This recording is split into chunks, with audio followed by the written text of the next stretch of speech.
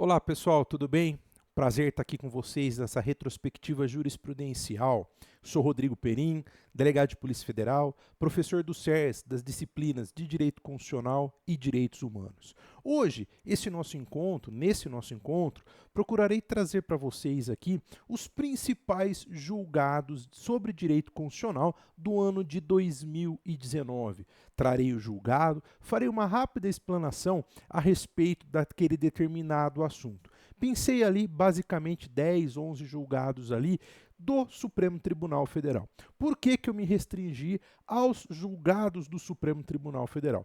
Pelo fato do Supremo Tribunal Federal ser o guardião da Constituição Federal, bem como ser o órgão de cúpula do Poder Judiciário e o órgão que dá a última palavra a respeito de matéria de direito constitucional.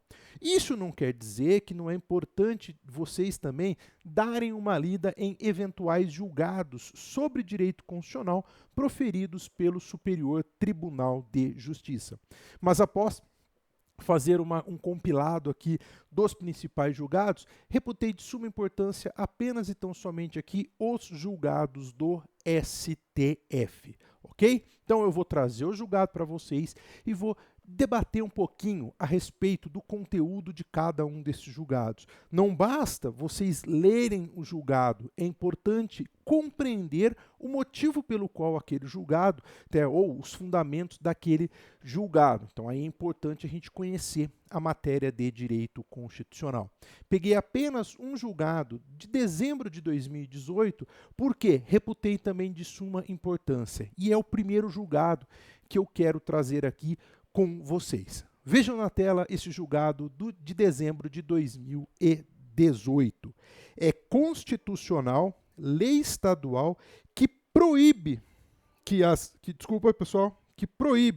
que as empresas concessionárias façam o corte do fornecimento de água e luz por falta de pagamento em determinados dias. Então, o Supremo entendeu que essa lei estadual que proíbe o corte de fornecimento de água em determinados dias, ela é constitucional. Mas como que eu sei que essa lei estadual ela é constitucional ou não? Antes de mais nada, é importante que os senhores se recordem da parte de repartição de competências. Quando vocês estudam direito constitucional, vão estudar o tema relacionado à repartição de competências. Então, nós vamos ter as competências administrativas, as competências legislativas, competência tributária. Cada ente federado, União, estados, Distrito Federal e municípios possuem algumas competências. Existem as competências constitucionalmente fixadas. Então, eu vou lá no artigo 22 da Constituição, por exemplo, e vejo quais são as competências outorgadas à União Federal. Vou lá no artigo 24, vejo outra modalidade de competência. E quando vocês estão estudando essas competências aí, é importante que os senhores, as senhoras se recordem das competências, por exemplo, privativa. O que é uma competência privativa? É aquela competência outorgada constitucionalmente a determinado órgão, a determinado ente federativo, admitindo-se a possibilidade de delegação. Essa competência é minha, mas eu posso delegar a terceira pessoa.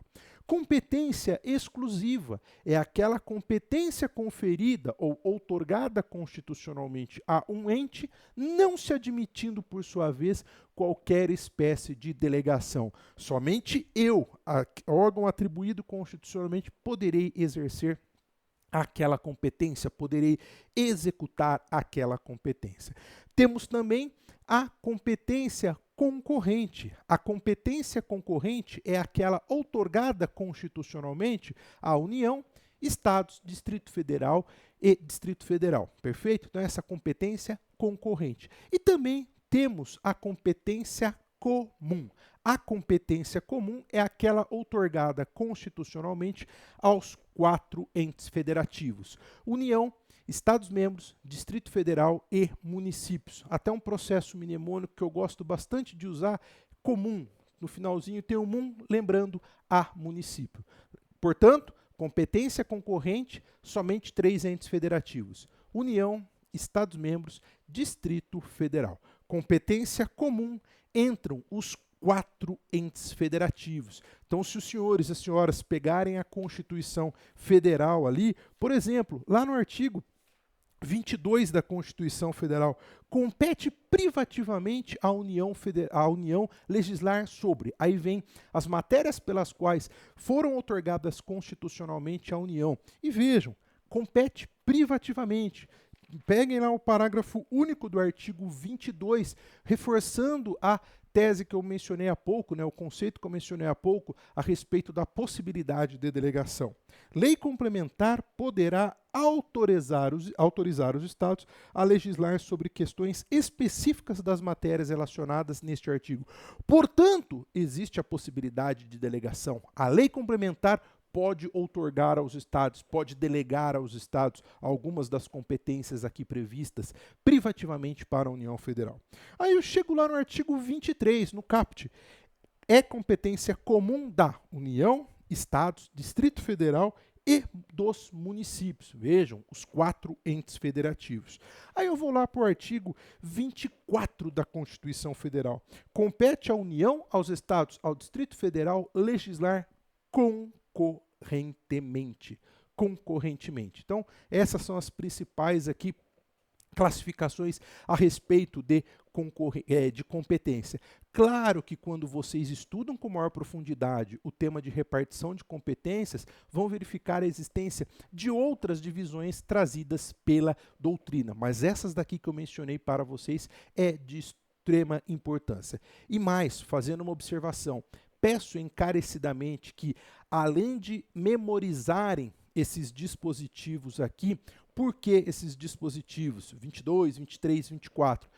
Nas provas de concurso público, normalmente são cobradas questões relacionadas à competência. Eu tenho que saber, para legislar sobre direito penal, de quem que é a competência, legislar sobre direito processual civil, processual penal, a quem foi outorgada constitucionalmente a competência. Então é imprescindível a leitura desses dispositivos aqui. E também fazer um pedido aqui para que leiam atentamente os 4 parágrafos relacionados ao artigo 24 da Constituição, quando fala a respeito da competência concorrente, das peculiaridades da competência concorrente, né? Porque também é bastante cobrado ali. Perfeito? Mas voltando a esse julgado aqui, quando houve o ingresso da ação questionando, né, a inconstitucionalidade dessa lei estadual aqui que proibia que as concessionárias cortassem o fornecimento de energia, o que aconteceu? Olha, a concessionária, quando entrou com essa ação direta de inconstitucionalidade, então a parte autora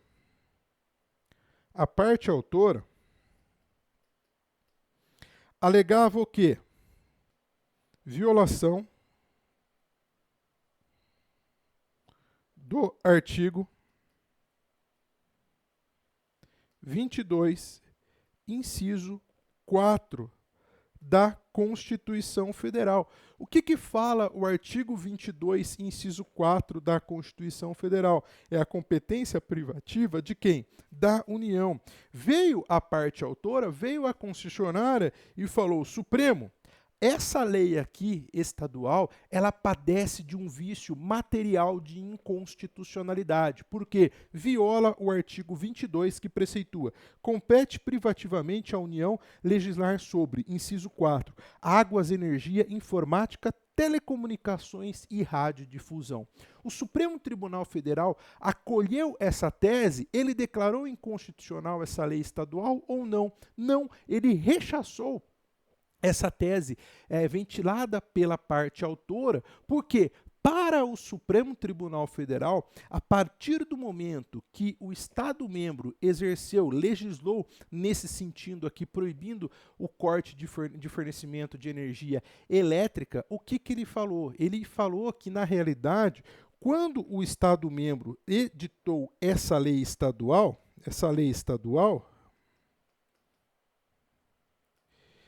ele o fez com base no quê?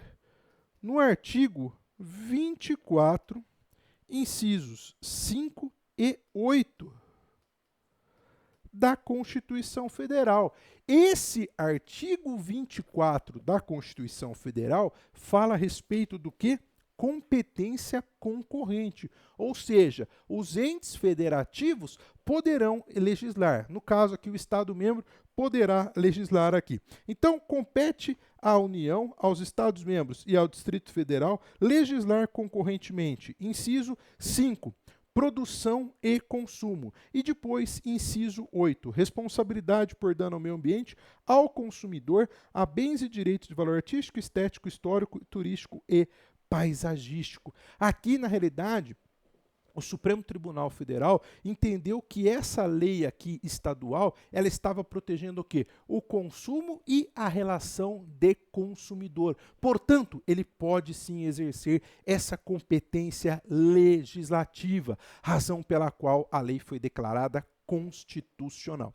Quero que vocês anotem duas questões aqui importantes também, que eventualmente poderão subsidiar ali até uma questão discursiva, uma questão oral, não apenas e tão somente na parte de direito constitucional, mas também na parte de direito administrativo e, quiçá, até na parte também de direito consumidor. Duas observações. Primeiro, é possível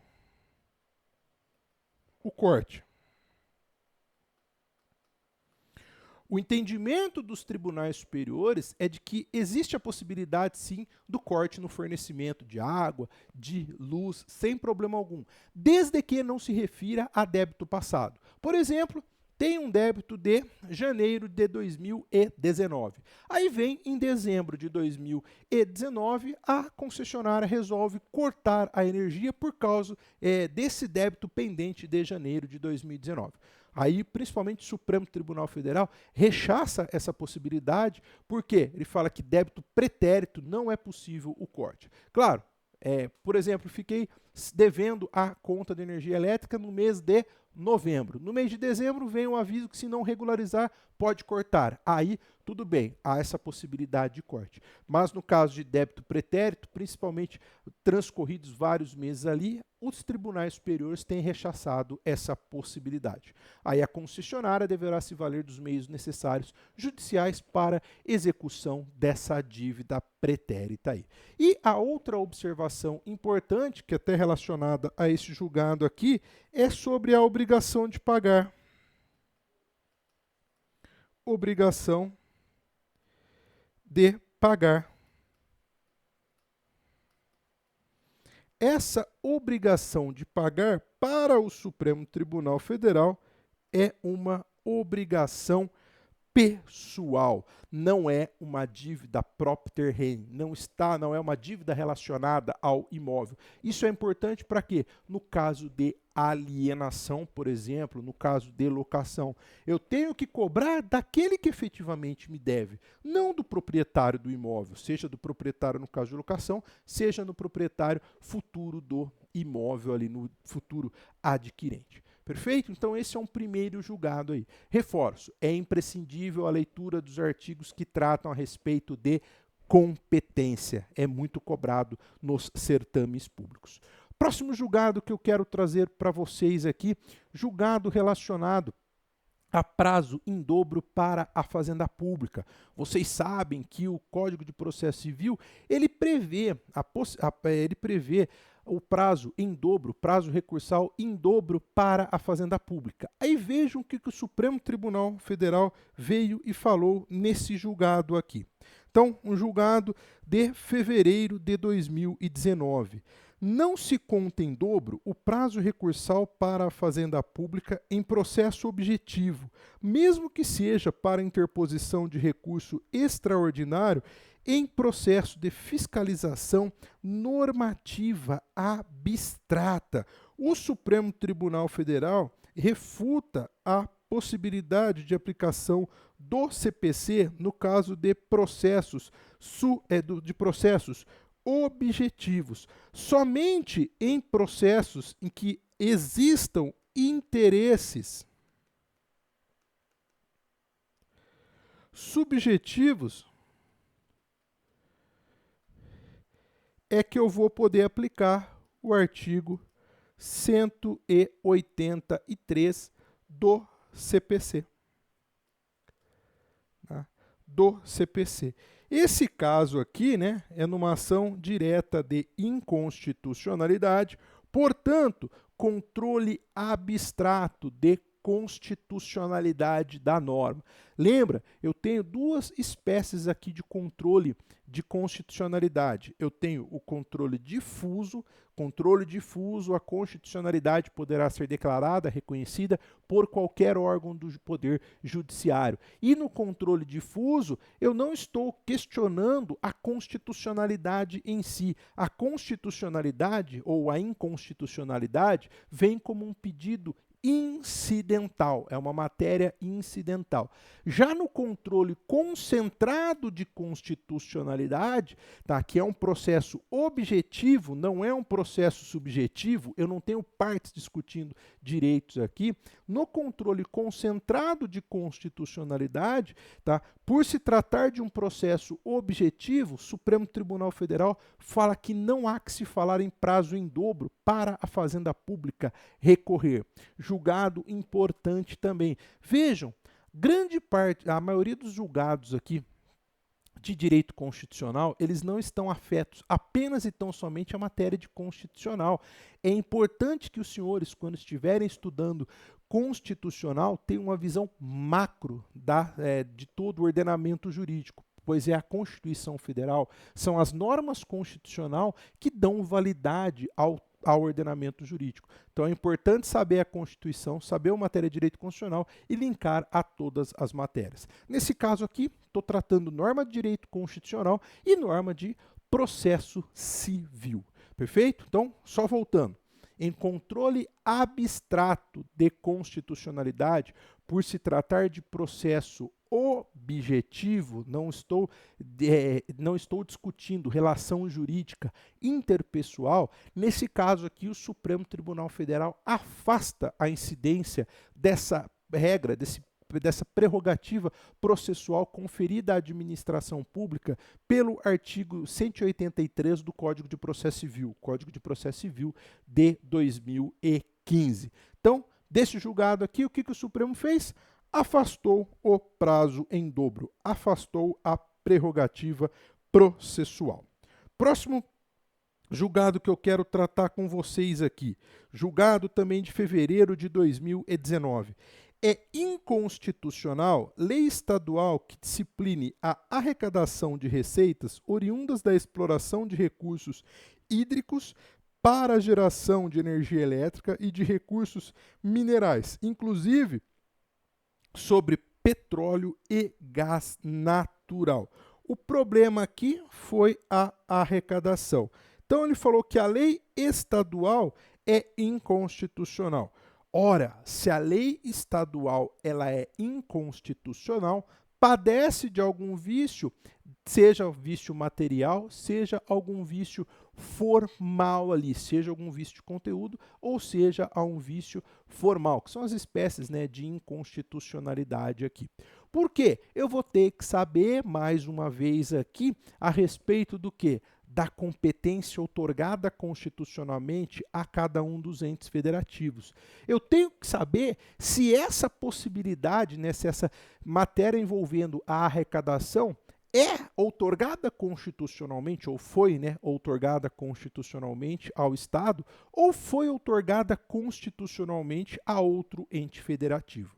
Do julgado, já chegamos à conclusão que ela não foi outorgada constitucionalmente ao Estado-membro. Por quê? Porque o Supremo entendeu que essa lei ela é inconstitucional. Então, lei que versa a respeito de arrecadação, nessa situação aqui, arrecadação de receitas oriundas de recursos hídricos para geração de energia elétrica e recursos minerais, ela é inconstitucional. Por quê? Essa lei violou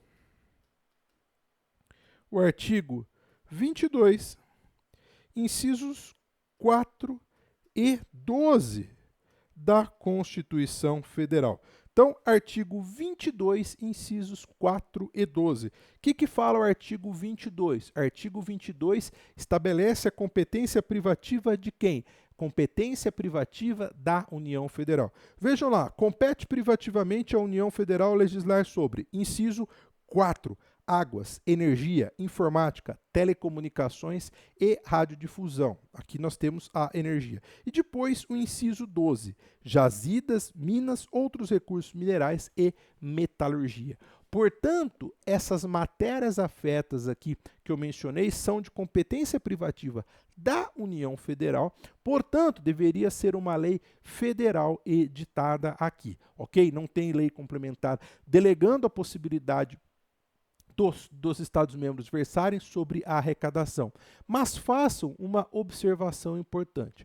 A despeito do fato dos Estados-membros não poderem legislar sobre a arrecadação de receitas envolvendo essas matérias específicas, o Supremo Tribunal Federal, então o STF, entende que o seguinte, que a lei federal ela vai poder dispor sobre o quê? Fiscalização e controle.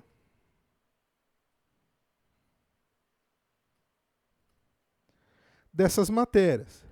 Qual que é o principal fundamento aqui dessa tese do Supremo Tribunal Federal? Está lá no artigo 23, que trata da competência comum. Artigo 23, inciso 11. Compete, é de competência comum, a todos os entes federativos registrar, acompanhar e fiscalizar as concessões de direitos de pesquisa e exploração de recursos hídricos e minerais em seus territórios. Então, resumindo, o Estado-membro não poderia ter legislado sobre a arrecadação, mas, por outro lado, ele poderia ter feito o quê? Legislado sobre a fiscalização, as formas de fiscalização e controle versando sobre essas matérias. Artigo 23, inciso 11 da Constituição Federal. Joinha? Próximo julgado que eu quero trazer aqui para vocês também, julgado importante aqui que vocês precisam também ficar atentos. Vamos lá, o outro julgado diz respeito ao quê? É inconstitucional medida provisória ou lei decorrente de conversão de medida provisória cujo conteúdo normativo caracterize a reedição, na mesma sessão legislativa, de medida provisória anterior rejeitada, de eficácia exaurida por decurso do prazo ou que ainda não tenha sido apreciada pelo Congresso Nacional dentro do prazo estabelecido pela Constituição Federal. Pessoal, vamos rapidamente lá dentro do processo legislativo. O que é o processo legislativo? O processo legislativo constitui basicamente naquele processo através do qual editam-se, tramitam-se aqui os atos normativos. Os atos normativos possíveis aqui de serem editados estão previstos lá no artigo 59 da Constituição Federal.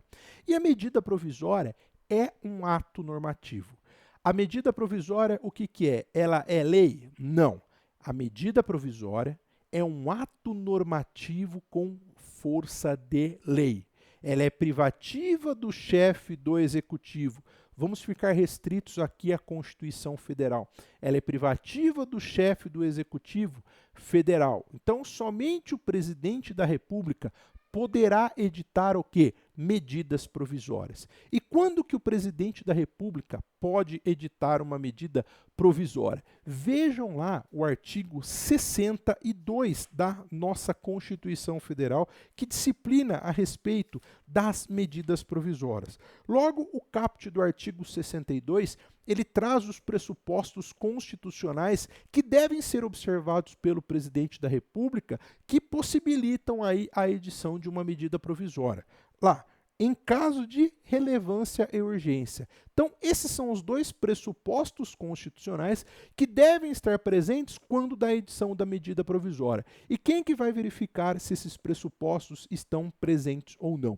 Na visão do Supremo Tribunal Federal, esses pressupostos são de cunho político. Portanto, é de atribuição do Congresso Nacional, quando da apreciação da medida provisória, verificar se estão ou não presentes a relevância e a urgência. Então, em caso de relevância urgente, o presidente da República, vejam aqui, a legitimidade, poderá adotar medidas provisórias com força de lei. Logo, medida provisória não é lei, ela é um ato normativo com força de lei, devendo submetê-las de imediato ao Congresso Nacional, controle político.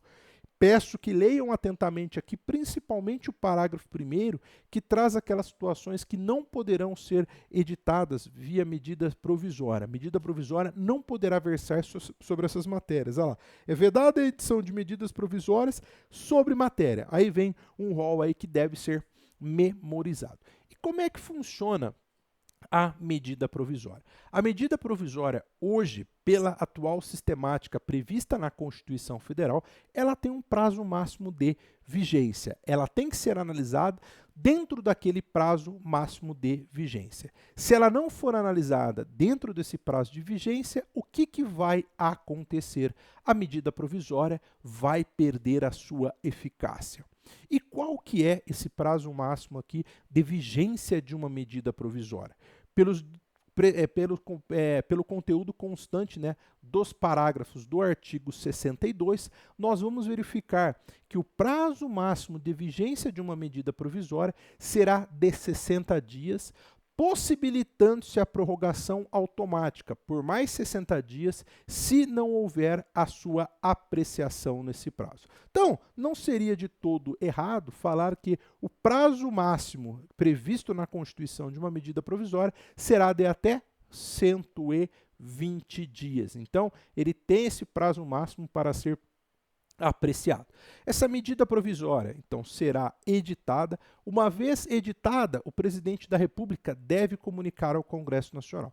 Aí o Congresso Nacional vai ter que analisar essa medida provisória para ver se converte ou não ela em lei. Claro, quando essa medida provisória chegar às casas do Congresso Nacional, seja na Câmara, seja no Senado, haverá a possibilidade, por exemplo, de aprovação sem qualquer tipo de emenda. Poderá ser inserida alguma emenda aqui, ela poderá não ser apreciada, que aí nós temos a rejeição tácita, ou ela poderá ser rejeitada, aí nós temos a rejeição expressa. Só um parêntese aqui com relação à possibilidade ou não de inserção de emendas dentro das medidas provisórias. Era muito comum que quando chegava uma medida provisória para ser apreciada na Casa Legislativa, seja na Câmara, seja no Senado, eram inseridas emendas que não tinham qualquer relação, qualquer conexão com o texto original da medida provisória. E elas eram aprovadas a arrudo.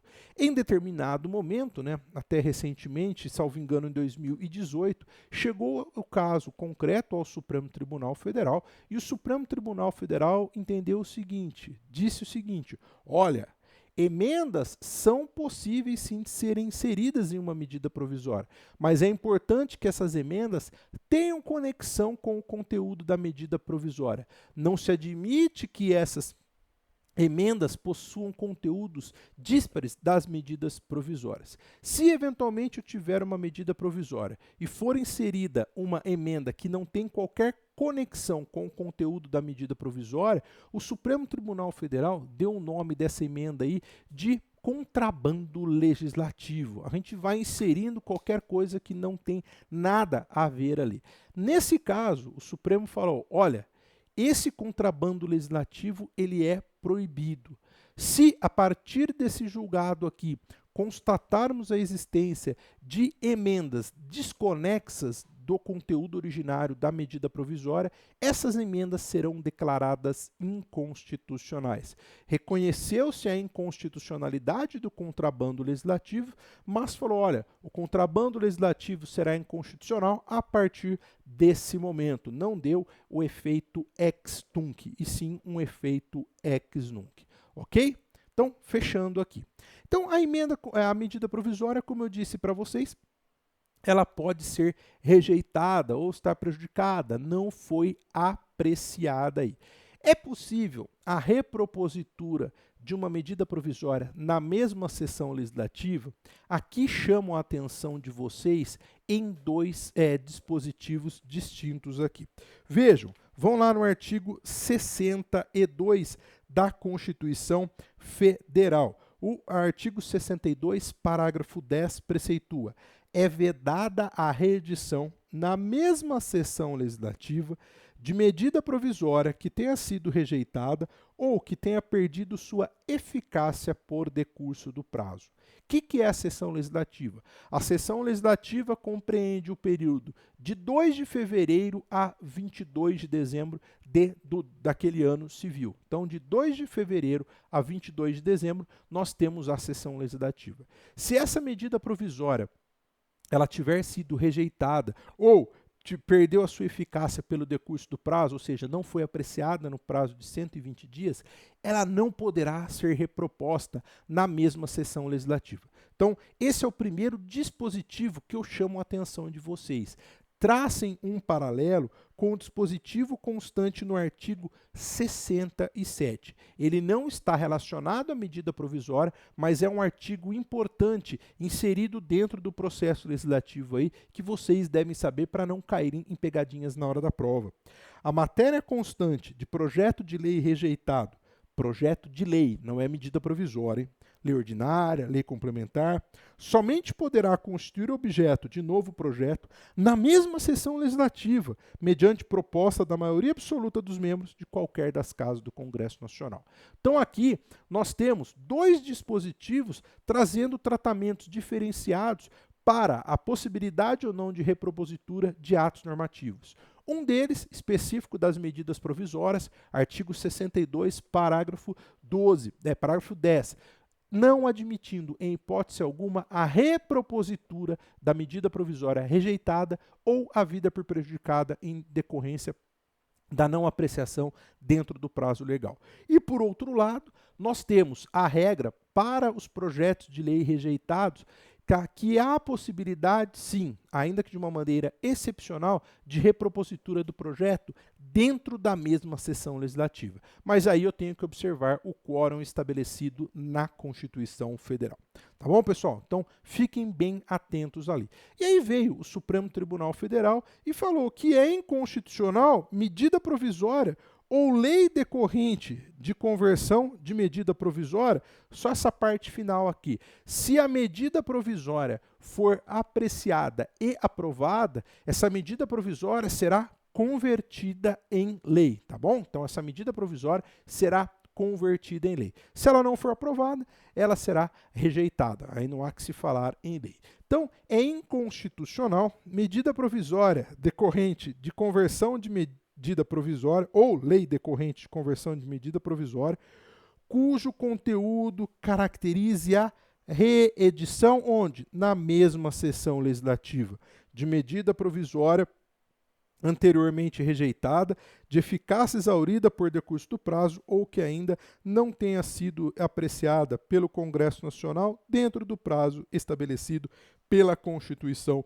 Federal. Então, esse julgado é importante e não se esqueçam, primeiro, do processo legislativo da medida provisória e desse conteúdo constante do parágrafo 10 do artigo 62 e também sempre traçando um paralelo com o artigo 67. Vocês não devem interpretar os dispositivos de forma isolada. Sempre procurem linkar com outros dispositivos ali, principalmente pelo fato de que o examinador normalmente ele não é amigo de vocês. Ele vai querer induzi-los a erro. Perfeito? Então, esse é mais um julgado aqui que eu reputei de extrema importância. Próximo julgado aqui, envolvendo aqui a nossa matéria de direito constitucional.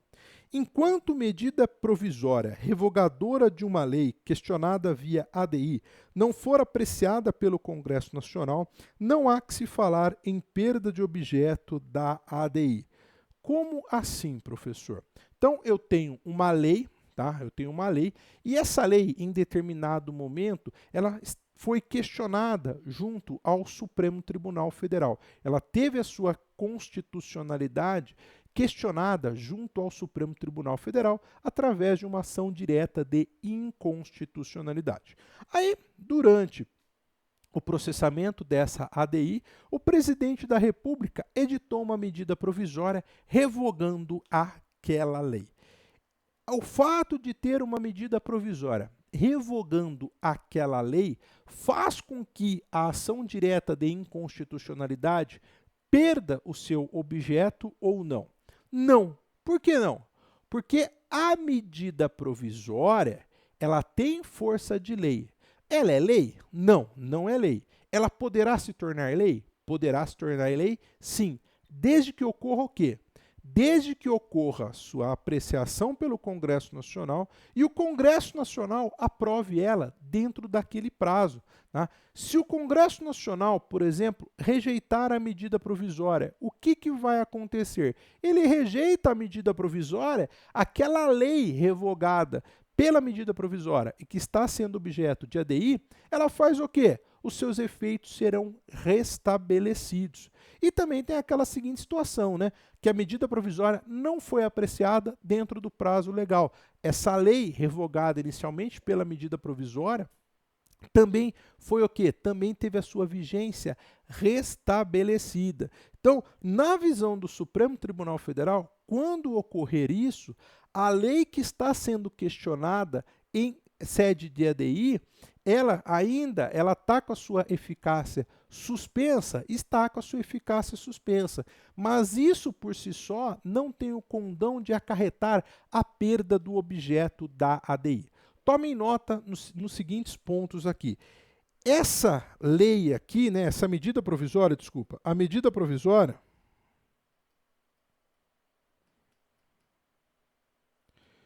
nós podemos dizer, até com base nas lições do Supremo Tribunal Federal, de que ela é lei, a medida provisória é lei, sob condição resolutiva.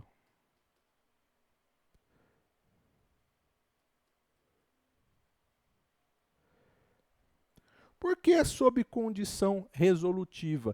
Ela só vai revogar aquela lei inicial se essa medida provisória ela for convertida em lei. Caso contrário, a lei que foi revogada inicialmente terá seus efeitos restabelecidos. Outro ponto aqui que é importante dizer aqui também, que a medida provisória ela não tem eficácia normativa imediata.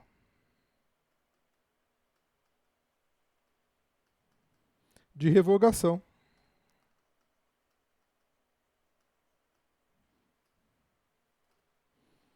Ela faz o quê? Apenas suspende, apenas paralisa a lei, os efeitos da lei que ela revogou. Então, isso daqui é de extrema importância para que vocês compreendam bem aqui esse julgado, ok? Dando continuidade ainda à apreciação dos julgados aqui, falando a respeito desse outro julgado.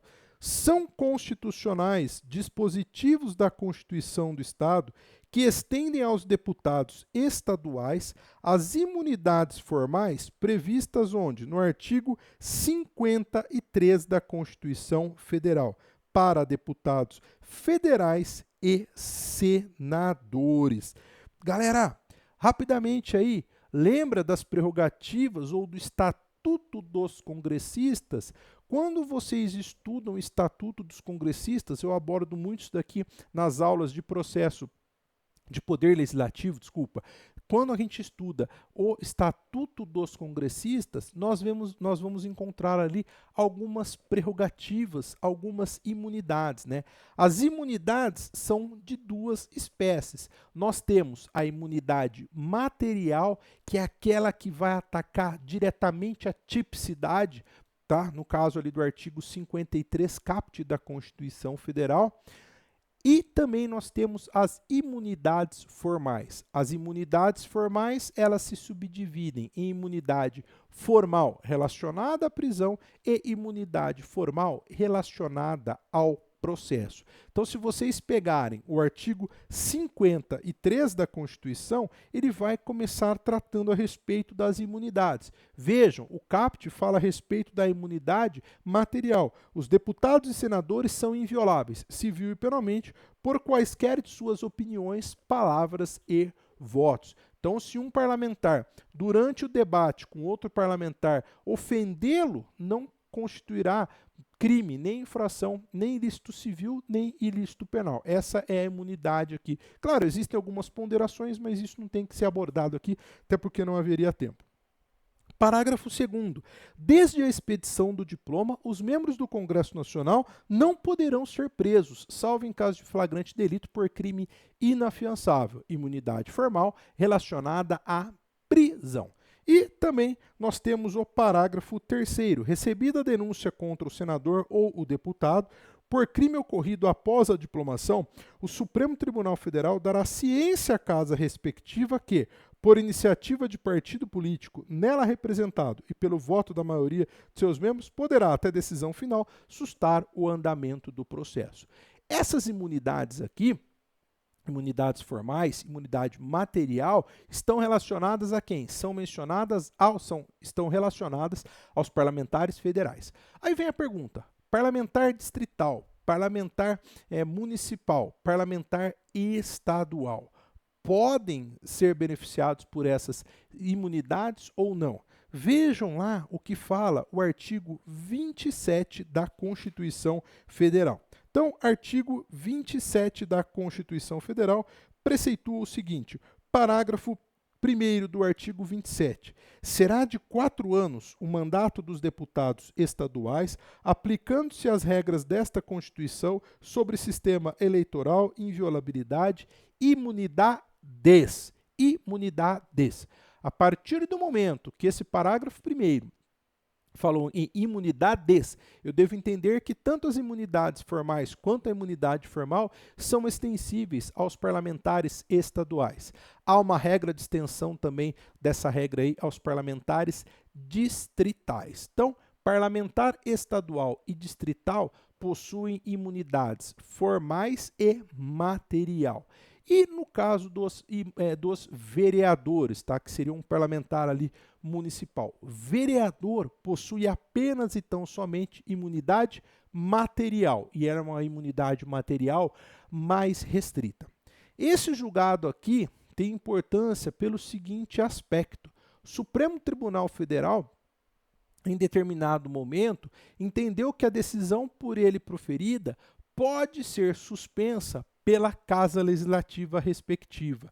Num primeiro momento, ele deu entendimento no aspecto de que isso só valeria apenas e tão somente para os parlamentares federais. Aí os senhores devem se recordar que em 2018 houve uma operação no Rio de Janeiro, prendeu boa parte dos parlamentares federais. Aí a Assembleia Legislativa veio e sustou a decisão do juiz. Passados alguns dias, o Tribunal Regional Federal restabeleceu a ordem de prisão. Aí a celeuma restou instaurada. Num primeiro momento, o Supremo Tribunal Federal, que havia entendido que as imunidades formais essas imunidades formais, essa possibilidade de sustação de uma ordem judicial pela Assembleia Legislativa, restringia-se apenas e tão somente aos parlamentares federais, e posteriormente houve a mudança de posicionamento, e esse posicionamento aqui consubstanciado aqui dentro até desse julgado. São constitucionais dispositivos da Constituição do Estado que estendem aos deputados, tá, as imunidades formais previstas no artigo 53. Aí vem um outro julgado também que está relacionado com essa explanação que eu fiz há pouco aqui, razão pela qual não vou ficar explanando novamente aqui sobre as imunidades. E vem o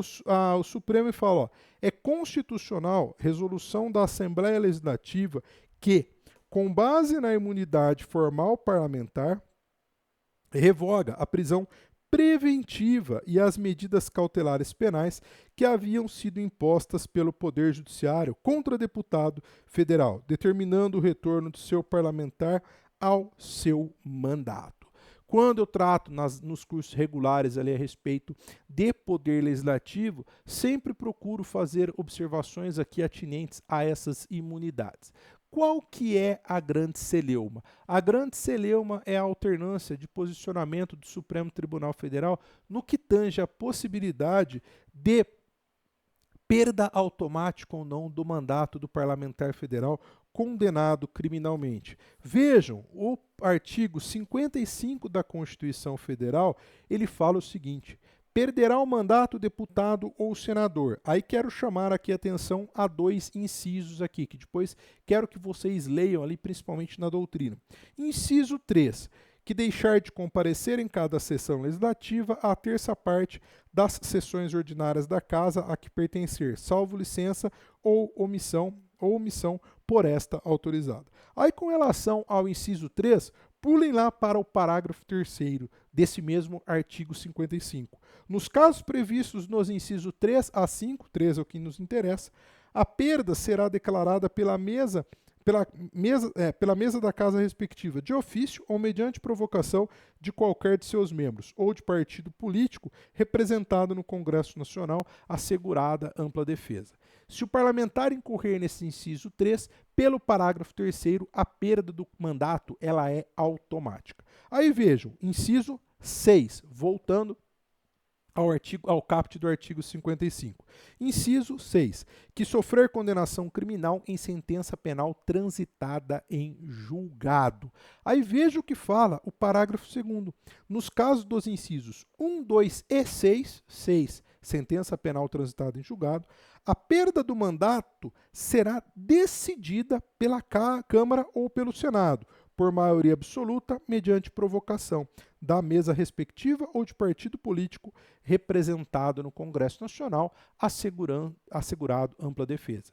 Ou seja, vem o Supremo Tribunal Federal e condena criminalmente uma sentença penal transitada em julgado, determinado parlamentar federal. Nessa hipótese, pelo parágrafo 2º do artigo 55, a perda não é automática. Deverá passar pelo crivo da Casa Legislativa respectiva. Isso significa dizer que, embora o Supremo Tribunal Federal tenha condenado determinada pessoa criminalmente, essa decisão por si só não vai necessariamente decretar a perda ou não vai acarretar a perda do mandato, porque precisa de deliberação da Casa Legislativa. Quando a gente trata em aula, eu procuro tratar até com mais calma aqui, que não é o objetivo desse nosso tema. O importante aqui desses dois julgados é o seguinte: as imunidades formais e a imunidade material previstas para os parlamentares federais, elas são extensíveis aos deputados e aos deputados estaduais e deputados distritais. E também pelo Supremo Tribunal hoje, na visão do Supremo Tribunal Federal, hoje a Assembleia Legislativa poderá sustar uma ordem de prisão proferida pelo Poder Judiciário aqui em desfavor de um deputado estadual. Então esses dois julgados ali precisam ser analisados até em conjunto para ser melhor compreendidos, ok? Próximo julgado aqui que eu quero trazer para vocês aqui é o seguinte: o posicionamento atual é de que não é válida a condução coercitiva do investigado, tá? Ou do réu para interrogatório no âmbito de processo penal. Isso é um julgado, vocês já conhecem, né, a respeito da condução coercitiva.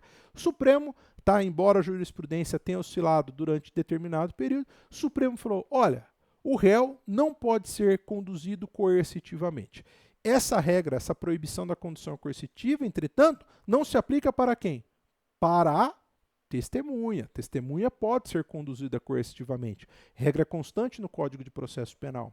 Um perito pode ser conduzido coercitivamente? Pode, por quê? Está lá também no Código de Processo Penal. Aí vejam o julgado aqui relacionado à CPI. A segunda turma do Supremo concedeu a ordem de habeas corpus para transformar a compulsoriedade de comparecimento em facultatividade e deixar a cargo do paciente a condição de comparecer ou não à Câmara dos Deputados perante CPI para ser ouvido na condição de investigado. Essa situação aqui foi o seguinte: tinha uma CPI, uma comissão parlamentar de inquérito, tramitando onde? Junto à Câmara dos Deputados. Em determinado momento, A Câmara dos Deputados convocou o investigado para ser ouvido. Aí vem o advogado do investigado, impetra um habeas corpus em favor do investigado, para que ele não seja conduzido coercitivamente. Tá? Nesse caso aqui, a segunda turma do Supremo Tribunal Federal, houve empate na votação.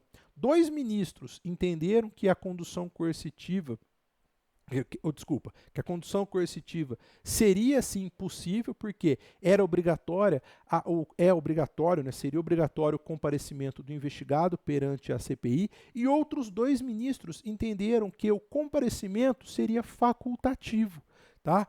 Como era um habeas corpus, um caso concreto, e houve empate, prevalece o quê? A decisão mais favorável ao paciente.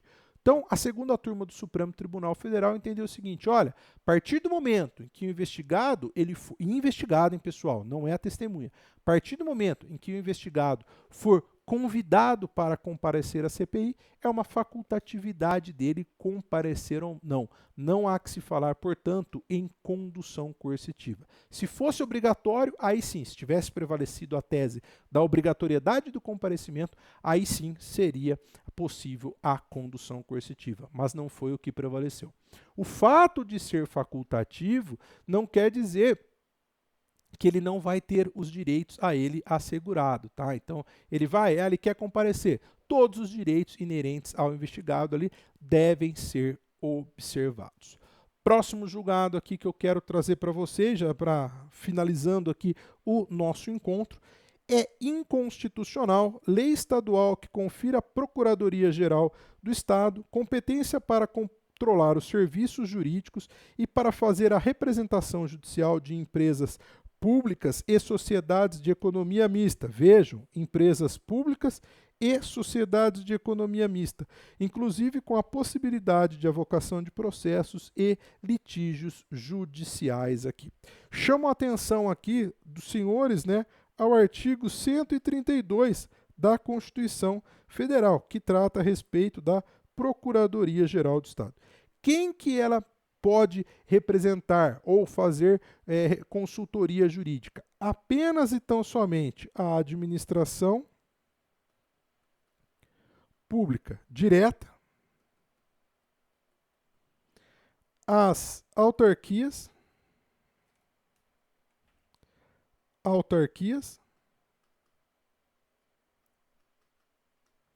e as fundações públicas. A Constituição Federal delimitou aqui a atuação das procuradorias e não pode a lei estadual ampliar essa atuação aqui. Vejam, essa lei estadual aqui, ela ampliou, possibilitando a atuação para empresas públicas e sociedades de economia mista. Isso não é possível, ok, pessoal? Então fiquem atentos ali aos dispositivos da Constituição. Parêntese. Por isso que é importante a leitura contínua da Constituição Federal. 80% praticamente aí das questões envolvendo primeiras fases ali de questões objetivas são extraídas do texto constitucional e eventualmente de súmulas, sejam vinculantes ou não, ok? Fecho parênteses. Último julgado que eu quero trazer aqui para vocês aqui nesse nosso encontro aqui de revisão de jurisprudência, retrospectiva envolvendo jurisprudência. Vejam, em 2015, qual que era o posicionamento do Supremo Tribunal Federal?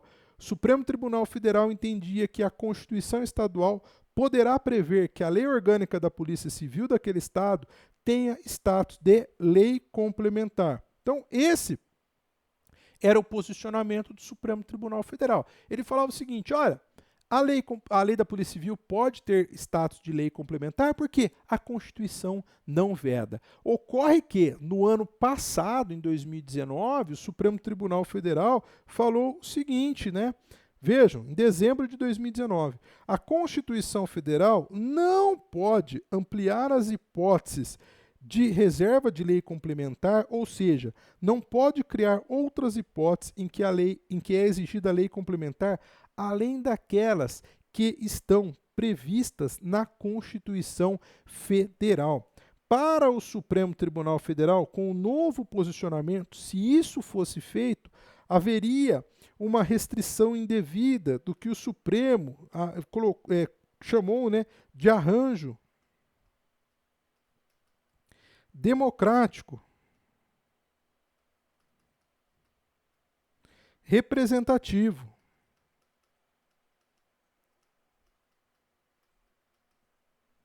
Desenhado na Constituição Federal. Essa é uma expressão aqui cunhada pelo Supremo Tribunal Federal quando fez o quê? Quando reapreciou a matéria. Então, somente poderá ter status de lei complementar aquelas matérias previstas expressamente na Constituição Federal. Não é possível que Constituição Estadual, que lei orgânica do município, amplie indevidamente as matérias afetas à reserva de lei complementar. Vocês sabem que, para que se exija a lei complementar, a Constituição Federal deve dispor expressamente. Se a Constituição apenas tão somente falar determinada matéria será regida por lei, entendam lei ordinária. Quando ele quer que uma matéria seja disciplinada por lei complementar, ele deverá dizer expressamente. Então, lei complementar disporá sobre matéria tributária. Então, a Constituição, o desejo do Constituinte foi que aquela matéria precisaria de um carinho especial, precisaria ser analisada, aprovada de uma forma mais atenta. Por quê?